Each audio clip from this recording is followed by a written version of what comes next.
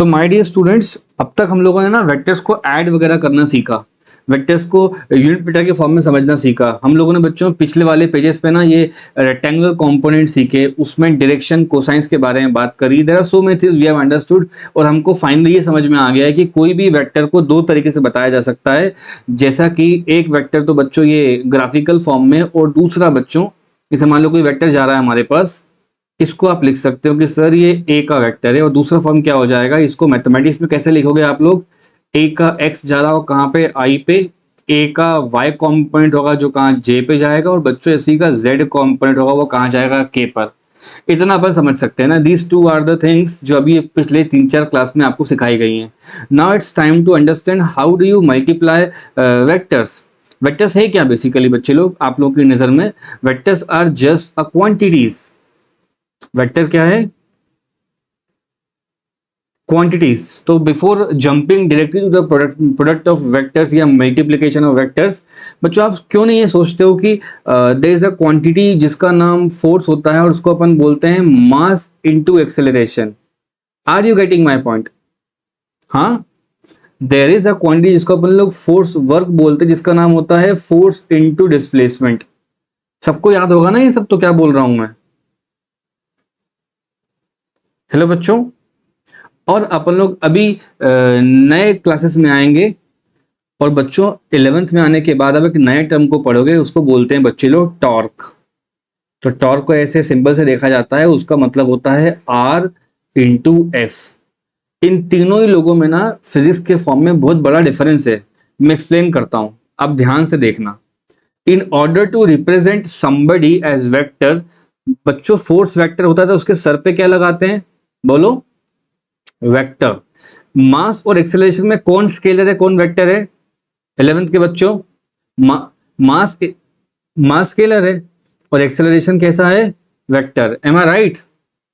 बच्चों सुन लो अच्छे से, काम की बात चल रही है क्लास में। इसको आप लोग क्या बोलना पड़ेगा, बोलो? सर जी स्केलर होता है ये, राइट।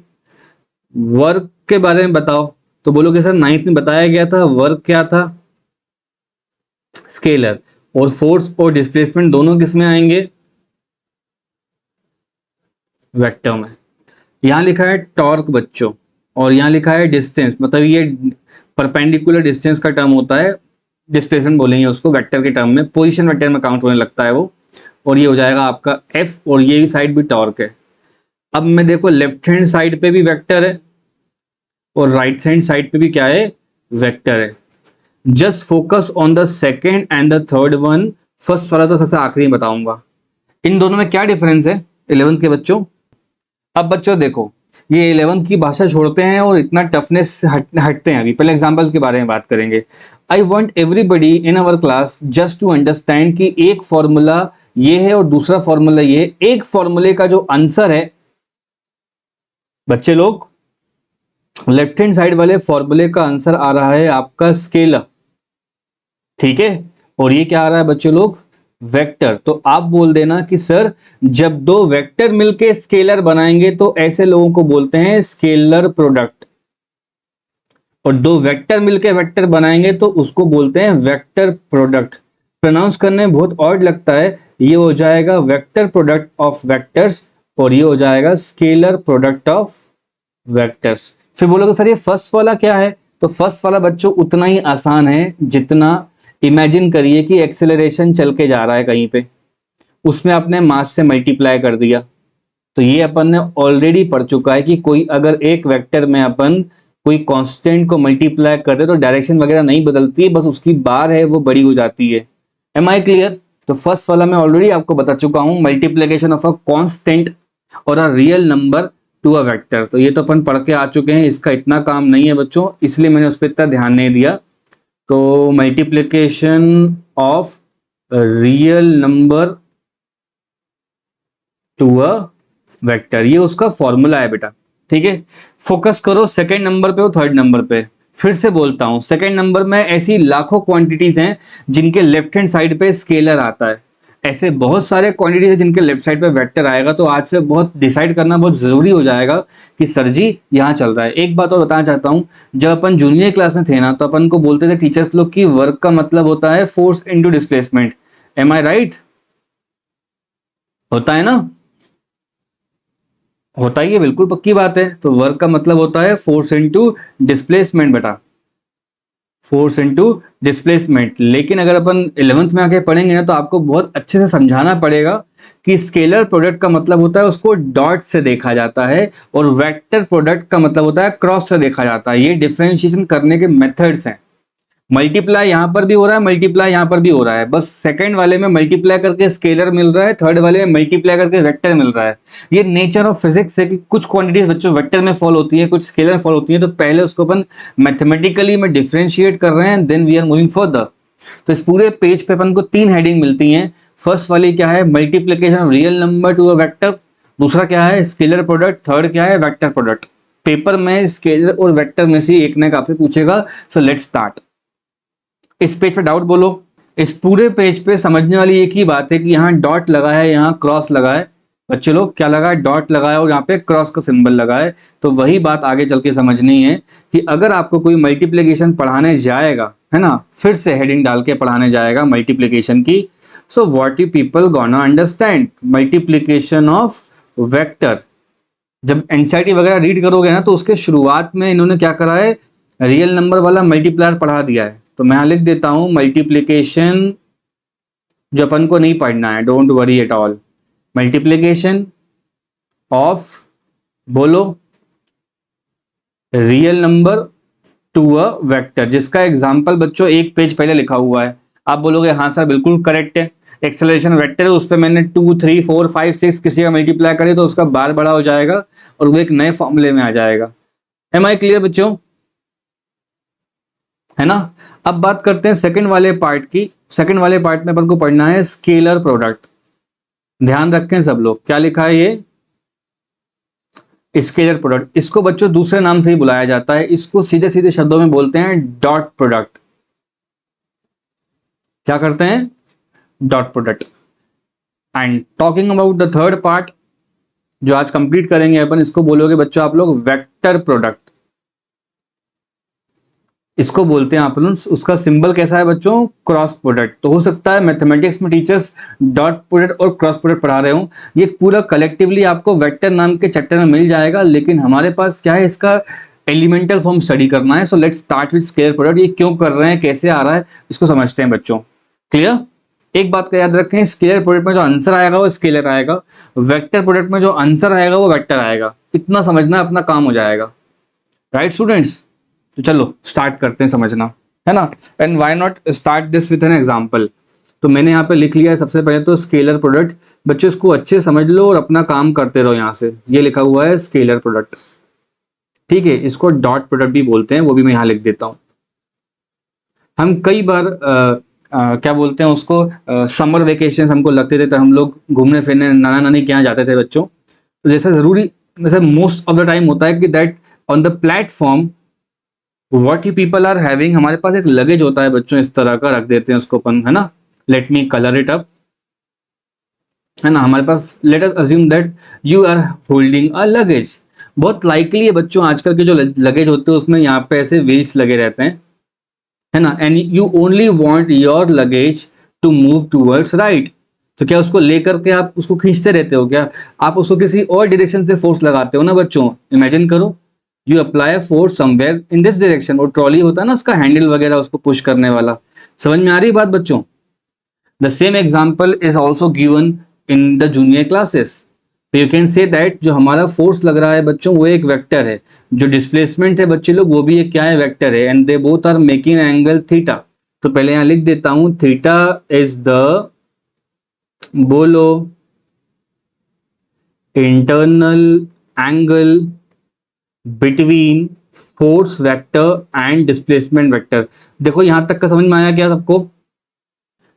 अब अगर मैं आप सबसे बोलूं कि बच्चे लोग एक काम करो आप लोग, कि ये जो फोर्स और डिस्प्लेसमेंट दिख रहा है ना, इस फोर्स डिस्प्लेसमेंट में आप लोग एक्स वाई एक्सिस बना लो। तो एक्स के आगे जाएगा ना तो वो एक एक्स एक्सिस कहला जाएगा, और यहीं से ऊपर जाएंगे तो ये वाई एक्सिस कहला जाएगा। फिर मैं बोलूंगा बच्चों फोर्स को रिजॉल्व कर लो। तो when you resolve your force you will start to looking like this and this. अब किस किस को आता है रेजोल्यूशन करना, तो बोलोगे सर सबको आता है। देखो यहाँ पे थीटा लिखा हुआ है, लिखा है ना बच्चों, तो थीटा के सामने क्या होता है, एफ साइन थीटा, और थीटा के साथ में क्या होता है, एफ कॉस थीटा। जो एफ साइन थीटा है वो बच्चों यहां पर आ जाएगा। अब पता है क्या किया आप लोगों ने, जैसे ही आपने रिजॉल्व करा ना, तो यहां से फोर्स को आपने खत्म कर दिया है, उसके दो भाई निकल गए हैं, एक का नाम एफ कॉस थीटा है, एक का नाम एफ साइन थीटा है। Now you can clearly say that जो डिस्प्लेसमेंट करवा रहा है वो कौन है, कॉस थीटा है कि साइन थीटा है, बोलो, कॉस थीटा है। ठीक है, तो मैं लिखता हूं work is done by the component of force. पूरे फोर्स की वजह से नहीं है बच्चों, जो आप ट्रॉली लेके घूमते रहते हो ना प्लेटफॉर्म के ऊपर, वो पकड़ के अपन कहीं ट्रेन से जाते हैं तो ट्रेवल करते हैं, तो component of force along the direction of displacement. इसका एक सीधा मतलब है कि जो वर्क निकल के आएगा वो हो जाएगा F vector dot of F S vector. मुझे बताओ क्या करना चाहिए, फोर्स लेना है कि एफ कॉस थीटा लेना है, जल्दी बोलो। बिल्कुल सही, और यहां हो जाएगा एस, इसको ढंग से लिख लो तो ये क्या हो जाएगा, एफ एस कॉस थीटा। ये थीटा कहां से आ रहा है, तो बोलोगे सर जी आपने पहले ही डिफाइन करवाया कि कुछ एंगल बन रहा होता है दो वेक्टर में, उसका कोसाइन ले लेते हैं।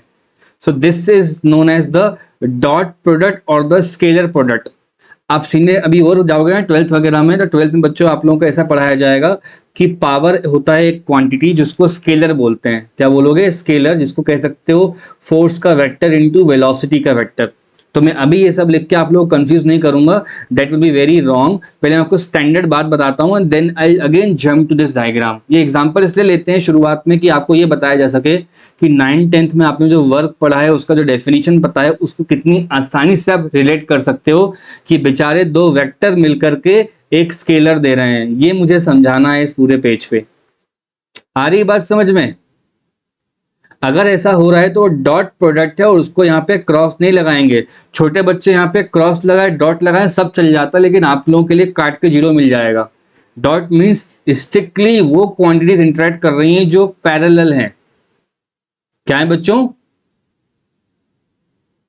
पैरेलल हैं। देखो एफ को तो आप खत्म कर चुके हो, तो दो लोग निकल के आए, एक साइन और एक कॉस। आ रही बात समझ में बच्चे लोग? तो साइन थीटा से कोई लेन देन नहीं डिस्प्लेसमेंट का। ऐसे ही अपन दो वेक्टर्स के बारे में प्रोडक्ट अगर लगाएंगे कभी जिंदगी में तो वैसा दिखाई देगा। Now you have two vectors, for instance एक वेक्टर ये जा रहा है बच्चों और एक वेक्टर उससे एंगल लगा के कहीं जा रहा है। बोलोगे हाँ सर हो सकता है, कोई दिक्कत वाली बात है नहीं, एंगल कर लो यहाँ पे थीटा। आ रही मेरी बात समझ में बच्चे लोग? सो मान लो ये कोई ए हो गया और ये कोई बी हो गया, तो ए को अगर आप ड्रॉप करोगे तो उसका कंपोनेंट कितना आएगा, इसे कहते हैं वेक्टर को प्रोजेक्ट करना। तो बी तो ये पूरी लाइन का नाम है, उसका प्रोजेक्शन गिरेगा तो कितना हो जाएगा, तो बोलोगे सर ए कॉस थीटा। और परपेंडिकुलर में क्या जा रहा होगा, तो बोलोगे सर जी उसको यहां लेकर आएंगे तो it should be called as A sine theta. तो आज के बाद अगर कोई पूछता है hello students what do you mean by A vector dot of B vector, अगर ए वेक्टर को और बी वेक्टर को अगर डॉट लगवाना है तो क्या करना होगा, तो बोलना कोई दिक्कत वाली बात नहीं है दोस्त, ये हो जाएगा A cos theta multiply by B, जिसको ढंग से लिखते हैं तो क्या लिखते हैं A B cos theta. Vector की लैंग्वेज में ए वहां पे पता है क्या है, वो ए वेक्टर का मॉड है, बी पता है क्या है वहां पे, बी वेक्टर का मॉड है। और इस तरह आप लोग अच्छे से सजा के अच्छे बच्चों की तरह लिखेंगे चीजों को। कोई परेशानी वाली बात इस लाइन में तो है तो बोलो अभी अभी 11th के बच्चों।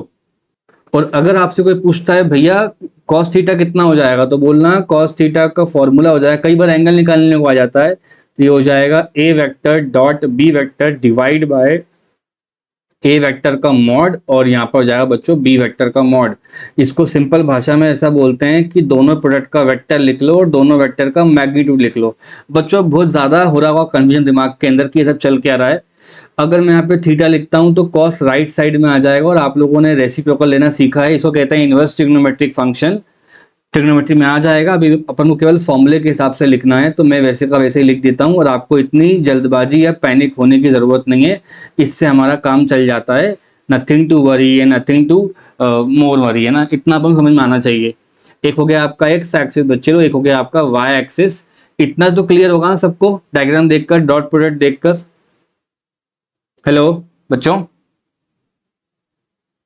सो स्टैंडर्ड फॉर्म में बोलूंगा तो A dot B, A vector dot B vector का आंसर कितना आएगा बच्चों? ये पूरा का पूरा कैसा रहेगा? ये स्केलर रहेगा, ये ध्यान रखें आप।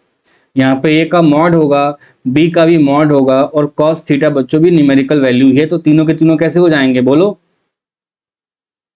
Only and only scalar. अब समझ में आया क्यों बोलते हैं इसको स्केलर बच्चे लोग? सारे बच्चे अब समझ में आए क्यों बोलते हैं इसको स्केलर? ये साइन वाला कॉम्पोनेंट इस्तेमाल नहीं करना अपन को, केवल करना है कॉस वाले को और बी से। इस बी की जो लेंथ होगी ना, बी वेक्टर की जो लेंथ होगी उसको बी बोल देना, क्या दिक्कत है आपको? अब एक बहुत ही इंटरेस्टिंग बात समझा रहा हूं, समझ लीजिए अच्छे से बच्चों। ये जो आई वेक्टर है, जे वेक्टर है और के वेक्टर है, इनको अपन लोग तो अभी तक क्या बोलते आए हैं बोलो? Unit vector. मैं मान लो कभी आपसे बोलूं बेटा कि आई वेक्टर डॉट आई वेक्टर करके दिखाओ, जे वेक्टर डॉट जे वेक्टर करके दिखाओ, और के वेक्टर डॉट के वेक्टर करके दिखाओ, जानबूझ के पूछा मैं करने को, तो क्या कर लोगे? तो बोलोगे हाँ सर कर लेंगे। किन्हीं दो वेक्टर का डॉट कैसे करते हैं बच्चों? पेज पलट के बताता हूं आप लोगों को। यहां लिखा है ना ए वेक्टर डॉट बी वेक्टर, तो दोनों का क्या करते हैं? मॉड ले लेते हैं और कॉस थीटा लिख देते हैं, है ना? यहां देखो आई का मैग्नीट्यूड कितना होता है, तो बोलोगे सर 1। एक और आई कितना हो जाएगा, तो बोलोगे सर 1। आ रही मेरी बात समझ में? 1 डॉट 1 डॉट, है ना? और दो आई वेक्टर के बीच का एंगल कितने का हो जाएगा, तो बोलोगे सर 0 डिग्री का। What is cos 0? 1। यहां भी वही हो जाएगा, जे डॉट जे, और ये कितना हो जाएगा? कॉस 0। कितना करूं मैं? 1। यहां कितना हो जाएगा? 1 डॉट 1, और ये भी कितना हो जाएगा? कॉस 0। इसको बोल देना आप लोग 1। ये इतना आसान है बच्चों समझना। दो अगर आई वेक्टर होंगे तो दोनों के दोनों एक ही तरफ देख रहे होंगे ना बच्चों, बात तो समझो मेरी। दो जे होंगे तो दोनों के दोनों कैसे देख रहे होंगे? एक ही तरफ देख रहे होंगे। दो अगर के होंगे तो एक ही तरफ देख रहे होंगे। क्लियर? यहां से क्या सीखा अपन ने? आई डॉट आई कितना होता है? जे डॉट जे 1, के डॉट के 1। और एक और डाउट पूछता हूं आपसे, मुझे आई वेक्टर डॉट जे वेक्टर करके दिखाओ और आई वेक्टर को बच्चा के से मल्टीप्लाई करके दिखाओ, कितना आएगा? सोच समझ के बोलना। आई को दोनों के मल्टीप्लाई कर दिया मैंने, सोच के बोलो। आई वेक्टर परपेंडिकुलर है जे के बच्चों, वो परपेंडिकुलर है के, तभी तो इसको क्या बोलते हैं अपन? ऑर्थोगोनल। कहने का मतलब है इसको आगे सॉल्व करूंगा तो आई का मैग्नीट्यूड बोलो कितना होता है, जल्दी जल्दी? 1। जे कितना हो जाएगा? 1। उसका क्या करना रहेगा अपन को? cos 90। What is cos 90? Class 10th। cos 90 एक साल पहले से 0। सिमिलरली यहाँ क्या हो जाएगा? 1 डॉट 1, यहाँ कर देना cos, हाँ बेटा, यहाँ हो जाएगा cos 90, इसको कर देना आप लोग 0। तो ये दो बातें नहीं सीखी अपन ने, मतलब आपस में मल्टीप्लाई मारेंगे तो 1 आएगा और किसी और के साथ मारेंगे तो 0 आएगा, ये कंक्लूजन है। Are you getting my point? ऐसी ऐसी जे को कर लो बच्चों, टाइम अभी किल नहीं करना अपन को, लॉजिक सीख गए काम हो जाएगा। जे को आई के साथ करेंगे या जे को के साथ करेंगे, क्या होगा आंसर? ठीक। सिमिलरली के को कर लो आई के साथ और के को कर लो जे के साथ, क्या हो जाएगा? के और आई में कितने का एंगल है? 90 का। के और जे में कितने का एंगल है बच्चे लोग? तो बोलोगे सर जी 90 का है, और कितने का है? बाउंसर गया के बच्चों यहां से? तो इस पूरे पेज पे क्या सीखा अपन ने, या राइट में लिख देता हूं मैं, आई वेक्टर डॉट आई वेक्टर बराबर होगा जे वेक्टर डॉट जे वेक्टर के, वो बराबर होगा के वेक्टर डॉट के वेक्टर के, उसको बोल देना 1। इसके अलावा और कोई भी मल्टीप्लिकेशन करा दे टीचर आपको आके, मान लो आई को जे से करा दे या जे या आई को के से करा दे, आई को के से करा दे, कितना आएगा बोलो 0। जे को करा दे बच्चों आई से, और जे को करा दे बच्चों के से, फिर भी आएगा 0। के को वो करा दे आई से, और के को करा दे वो जे से, आ जाएगा 0। अब कई बच्चे सोच में होंगे कि सर बचपन में पढ़ाया गया है कि 2 4 जा 8 होता है, और 4 2 जा भी तो 8 ही होता है ना। तो मैं बोलूंगा हाँ बच्चों होता है, थोड़ा तो वेट करो, वरना बोलोगे आई इंटू जे एक जगह पे लिखा हुआ है सर ने, और फिर जानबूझ के जे इंटू आई यहाँ पे लिखा हुआ है। तो बच्चों ये जो डॉट प्रोडक्ट होता है ना, बोलो, dot product is commutative in nature, ये एक प्रॉपर्टी है अलजेब्रा की। इसका मतलब है अगर A vector dot B vector जो भी आएगा ना, exactly B vector dot A vector के बराबर आएगा। कोई परेशानी, कोई दिक्कत? इस पेज पे लिखने वाली बात केवल ये एक लाइन है, और ये जो बाद में मैंने रेड से ये राइट कॉर्नर पे लिखा है वो है। मतलब मैं साथ साथ वालों को मल्टीप्लाई करूंगा ना डॉट में तो 1 देंगे, और बाकी कुछ भी करूंगा तो देंगे ये लोग 0 0 0, बड़ा सा 0 देंगे ये। कोई परेशानी वाली बात, डाउट बोलो। चलो बच्चों अब दो वेक्टर के बारे में बात करते हैं। तो मान लेते हैं यहाँ पे लेट अज्यूम, जैसा लिखवाया जा रहा है नोट्स कॉपी में वैसे का वैसा लिख लेना। थोड़ा ज्यादा मिलेगा इधर लिख के, लेकिन नोट्स मतलब स्कूल के पेपर में थोड़ा प्रिसाइज फॉर्म में आएगा। टेंशन नहीं लेना, उससे हमारे नॉलेज बेस बेहतर हो रहा है। अच्छे से पढ़ते चलिए। यहाँ लिखा हुआ है लेट अज्यूम 2 वेक्टर्स, 2 वेक्टर्स बच्चों ऐसे रख दिए गए हैं। ठीक है, कैसे रखते हो वेक्टर्स को आप लोग? तो बोलोगे सर हम ऐसे रखते हैं, एक वेक्टर ये रखा होता है, एक यहाँ का ही पड़ा होता है। कोई प्रॉब्लम तो नहीं है यहाँ तक? ये रहा आपका ए और ये रहा आपका बी। ठीक है, ये ग्राफिकली रखे हुए हैं। इनको मैथ्स में कैसे लिखोगे आप लोग? जल्दी करो। ए को लिखोगे सर ए एक्स आई, और बोलो जे ए जेड के। बी को कैसे लिखोगे? तो बोलोगे सर बी का एक एक्स कॉम्पोनेंट होगा जो आई पे जा रहा होगा, बी का एक वाई कॉम्पोनेंट होगा जे पर जा रहा होगा, बी का एक जेड कॉम्पोनेंट होगा के पर जा रहा होगा। These two are the vector. और जब अगर आपसे कोई टीचर बोल दे कि ए को डॉट लगाना है बी के साथ, फिर से बोलता हूं मैं, क्या करना है बेटा? ए को डॉट लगाना है बी के साथ। तो बच्चों में अपन ने डॉट प्रोडक्ट तो कर रखा है ना प्रोडक्ट वाले में, तो ये पूरे इस पूरे को अपन को डॉट मारना है इसके साथ। तो पहले मैं डायरेक्ट फॉर्मूला नहीं बता रहा हूँ आप लोगों को, टेक्निक नहीं, मैं आप लोगों के मेथड से करके दे रहा हूँ ये। मैं पूरा का पूरा ए वेक्टर लिखूंगा, ए एक्स प्लस, बोलो ए वाई, फिर बोलो ए जेड। इसका क्या करना है बच्चों? बी एक्स, बोलो। हाँ, यहां तक का आ गया समझ में? बोलो यहां से बिल्कुल आ गया। तो अपन ने जैसे बचपन में कर रखा है ना प्रोडक्ट वगैरह, ये पहली वाली टर्म तीनों के साथ मल्टीप्लाई होगी, हाँ या ना? फिर सेकंड टर्म तीनों के साथ मल्टीप्लाई होगी, हाँ या ना? फिर थर्ड टर्म बच्चों तीनों के साथ मल्टीप्लाई होगी। ऐसे ही करते हैं ना अपन लोग। तो ऐसा टाइम पास नहीं करना है अपन को कि एक डॉट प्रोडक्ट में अपन तमाम 9 टर्म्स लिख रहे हैं, क्योंकि जैसे ही आप पहले टर्म और पहले टर्म का मल्टीप्लाई करोगे तो क्या हो जाएगा? ये हो जाएगा A X dot B x, और ब्रैकेट में आ जाएगा आई डॉट आई। लेकिन जब फर्स्ट टर्म को सेकंड ब्रैकेट के सेकंड टर्म से करोगे तो हो जाएगा ए एक्स और बी वाई, और ब्रैकेट में आ रहा है I dot J.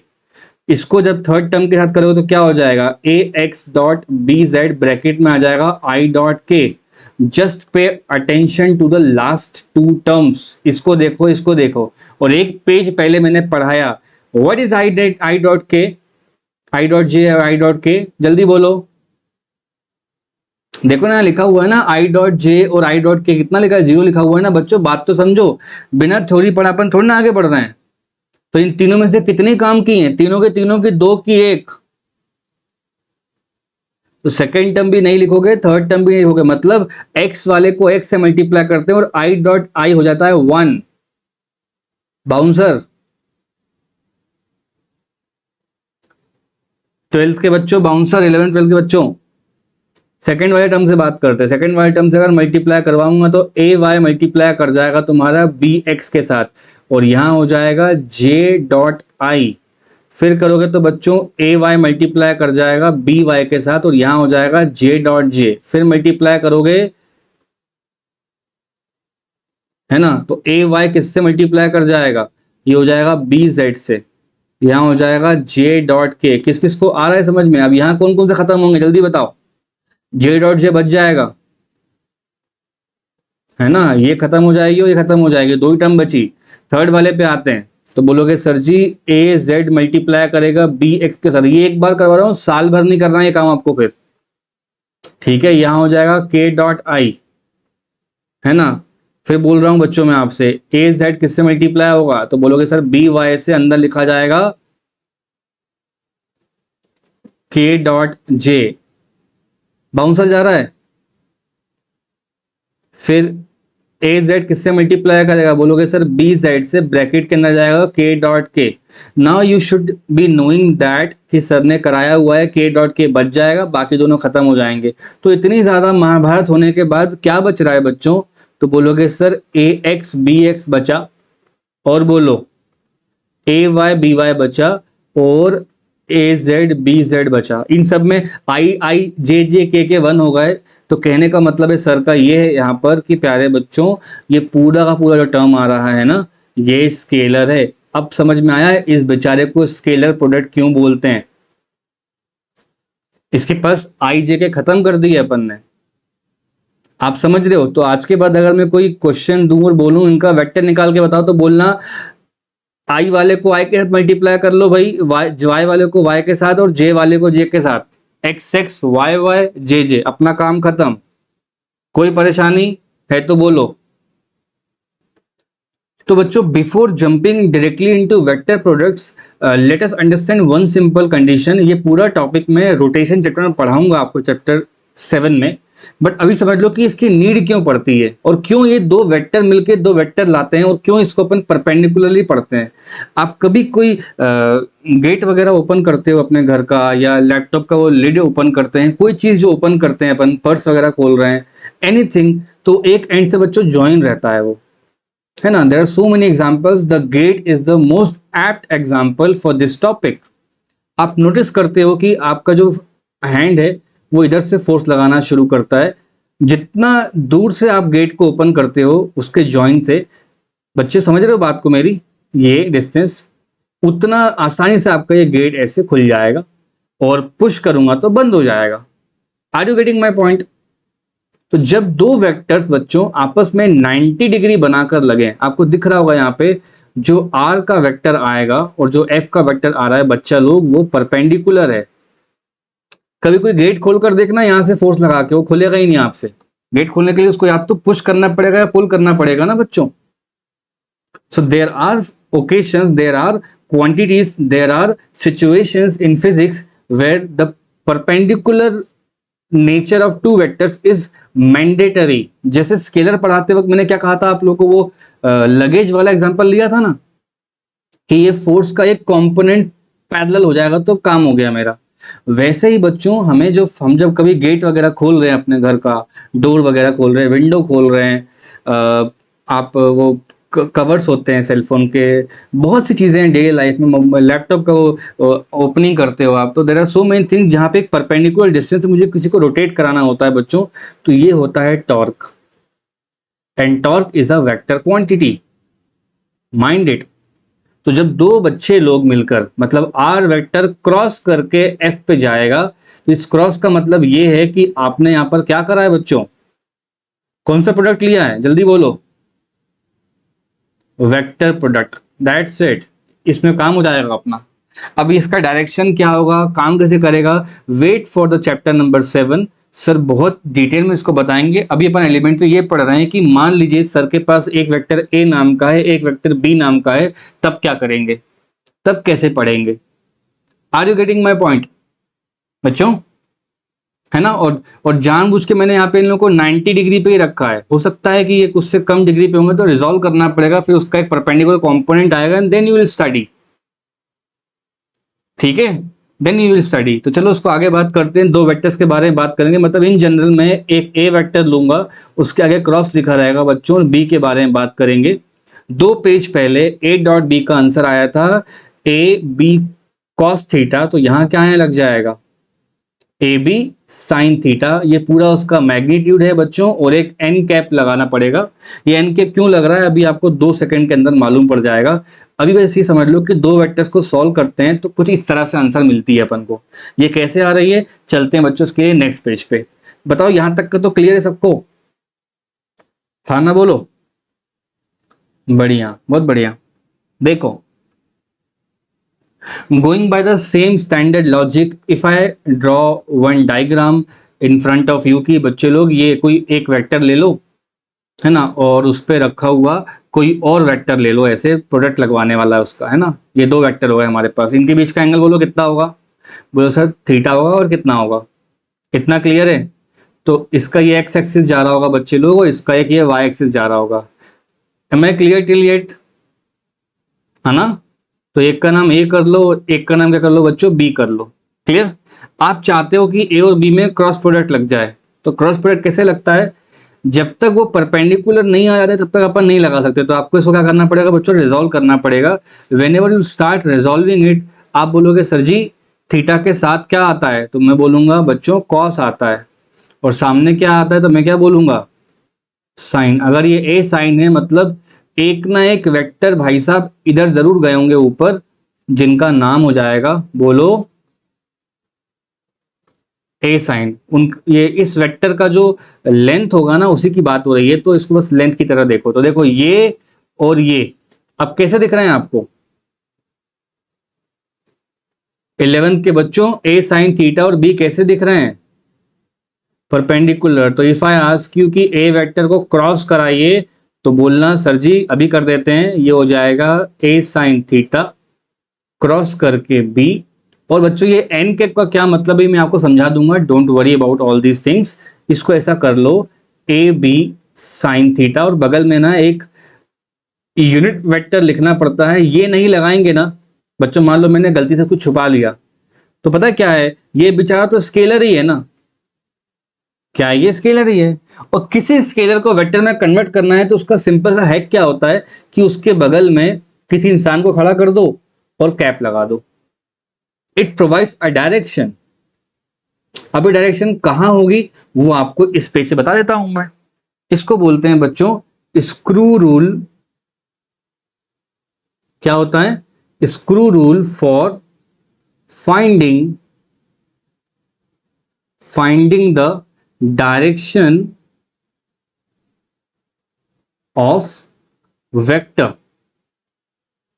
Finding the direction of vector product. क्या सब लोगों ने स्क्रू वगैरह देखा है लाइफ में कभी अपने? बोलोगे सर क्या मजाक कर रहे हैं आप, स्क्रू तो सबने ही देखा होता है। हाँ है ना।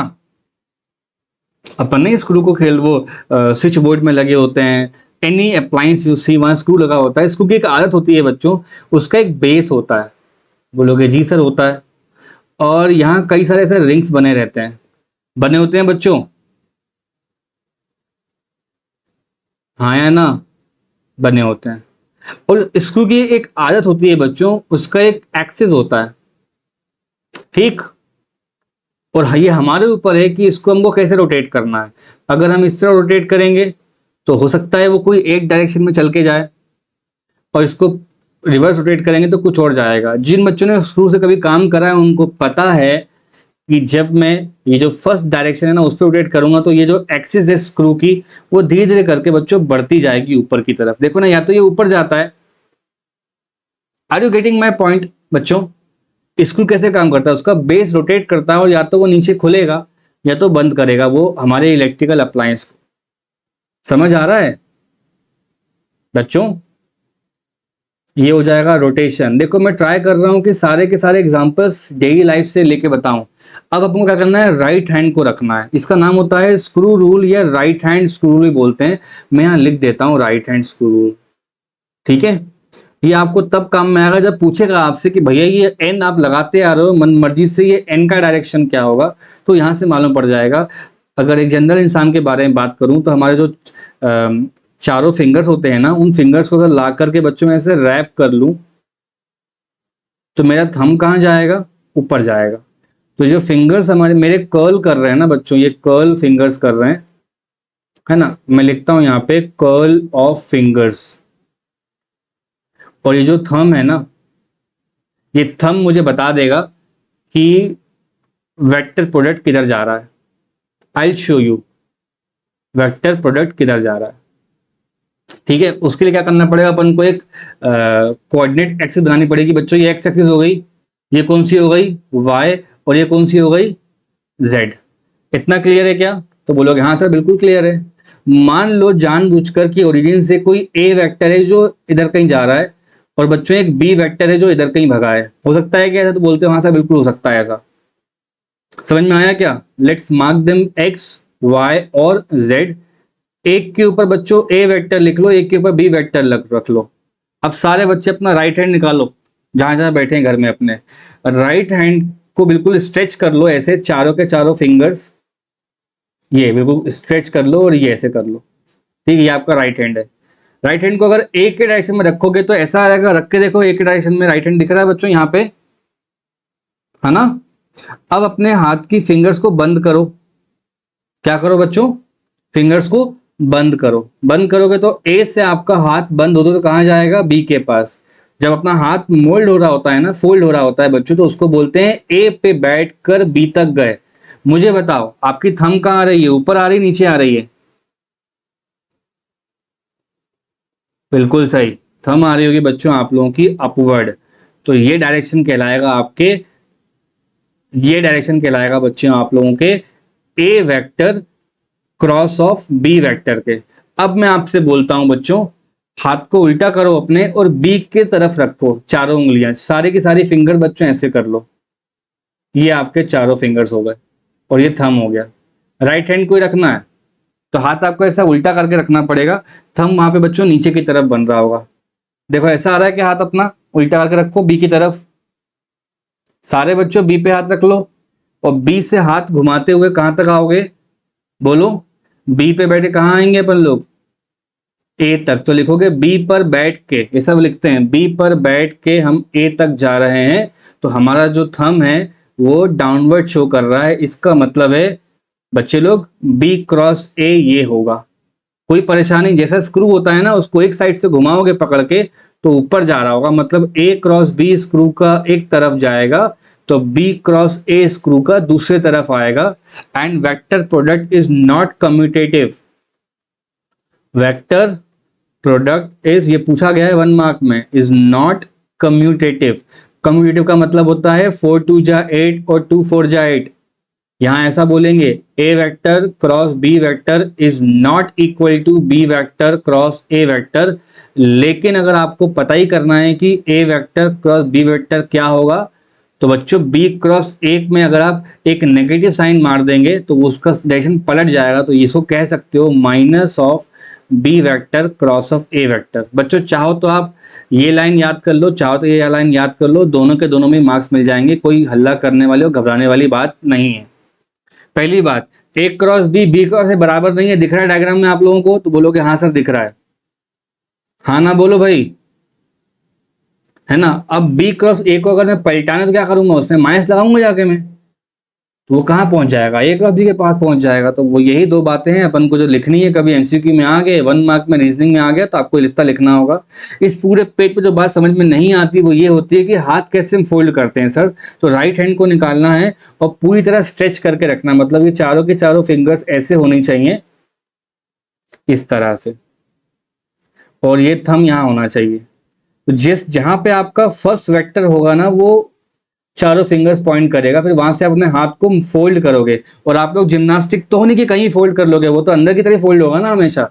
इसलिए आपको हमेशा जो प्रोडक्ट की डायरेक्शन होगी ना, वो आपको फिक्स पता रहेगी कि ए क्रॉस बी कहाँ आने वाला है। This is the only method जो हम साल भर 12th में भी इस्तेमाल कर रहे होंगे। मैग्नेट पढ़ते वक्त अलग अलग चीजें, ईएमआई चैप्टर आएगा वहां पढ़ते वक्त, रोटेशन पढ़ाऊंगा चैप्टर 7, वहां तो ये समझ लो हर क्वेश्चन में इस्तेमाल करेंगे अपन। So these things are that important in order for you to understand कि हमने आज राइट हैंड स्क्रू रूल पढ़ा। ए को बच्चों क्रॉस करा कहाँ लेके जाएंगे अपन? बोलो, ए को हाथ घुमा कहाँ लेके जाएंगे? आपकी मुट्ठी जो होती है फोल्ड होती है तो कितने डिग्री फोल्ड होती है? तो बोलो कि सर 90 डिग्री फोल्ड होती है, वो तो पूरी बंद हो जाती है ना ऐसा करके। बात समझ में आ रही है बात मेरी? हाँ, तो जब वो फोल्ड हो जाती है बच्चों तो आप बोलोगे सर ए पे रखा था हाथ हमने और वहां से बी पे कहीं पहुंच गया वो। अब ये एंगल 90 पे लिखना भी सही नहीं रहेगा, वो उसकी जगह थीटा लिख लो बच्चों को, ये 90 लिखना वहां पे सही बात नहीं है। ठीक है, उसकी जगह क्या कर लो आप लोग, थीटा लिख लो। ठीक है, तो ये देखो एक ए वेक्टर एक बी वेक्टर है। अब इसका बिल्कुल सही समझ में आ रहा होगा, ए पे हाथ रख के हम कहाँ जाएंगे, बोलो बी के पास। तो थंब कहाँ आएगी, कॉपी के ऊपर। कॉपी के ऊपर मतलब हो जाएगा तीसरी एक्सिस की पॉजिटिव साइड में, और जब हाथ आपका उल्टा घुमाओगे तो कॉपी के अंदर आ रहा होगा। अंदर आने का मतलब होता है नेगेटिव साइड जा रहा है। व्हाट आई मीन टू से here is you people will be having 3 axes. दिख रहा है ये, दिख रहा है ये, और बच्चों दिख रहा है ये, हाँ ना बोलो भाई, है ना। एक तरफ x है, एक तरफ y है, एक तरफ z है। तो i पे कौन चलता है, तो बोलोगे x पे कौन i चलता है, यहाँ कौन चलता है बच्चों k, और यहाँ कौन चलता है बच्चों j। तो अगर मैं आपसे बोलूं कि आपके चारों फिंगर्स यहाँ पे रखे हैं, थंब यहाँ पर है और आपने हाथ अपना फोल्ड कर लिया, तो k से कहाँ आ गए i पे। तो बच्चों k क्रॉस i का मतलब कहाँ है, थंब कहाँ देख रहा है आपका, j पे। ये पहला सच निकल के आया अच्छी क्लास का। बोलो k cross i is j। दूसरा बच्चों, दूसरा पार्ट, आप अपने राइट हैंड को इसके पास रख लो, ये चारों उंगलियां हो गई हमारी ना, थंब नीचे आएगा। तो ऊपर लाओगे तो वो एंगल आउटर एंगल काउंट हो जाएगा बेटा। बच्चे आउटर एंगल, हमें हमेशा इनर एंगल लेना होता है दोनों वेक्टर के बीच का, है ना। हमें कौन सा एंगल लेना होता है, हमेशा इनर एंगल। डाउट बिल्कुल सही है आपका, सब बाहर से भी ला सकते हैं ना, नहीं बेटा अंदर वाला एंगल लेंगे। तो ऐसा करते वक्त आपको जो एंगल आ रहा होगा ना बच्चे, वो आ रहा होगा नेगेटिव ऑफ जे एक्सिस की तरफ। कहाँ आ रहा होगा, नेगेटिव ऑफ जे। तो कहने का मतलब क्या है कि सर जब के पे बैठ के आई पे जाएंगे तो क्या होगा, बोलो प्लस का जे आएगा, और जब आई पर बैठ के के पर आऊंगा, आई क्रॉस के कर रहा हूंगा, तो क्या हो जाएगा, माइनस जे। ये एक सच है जो आपको आज लेकर जाना है क्लास से, ठीक है। और उसके बाकी जो ऑप्शन बनेंगे ना, आई जे क्या होगा, के क्या होगा, अपन 2 मिनट सीख लेंगे। यहां तक का क्लियर है बच्चा लोग, सारे बच्चे। बच्चों इसका रिमेनिंग पोर्शन नेक्स्ट क्लास में हो जाएगा, सो स्टे ट्यून, ठीक है। ओके, गुड बाय बच्चों।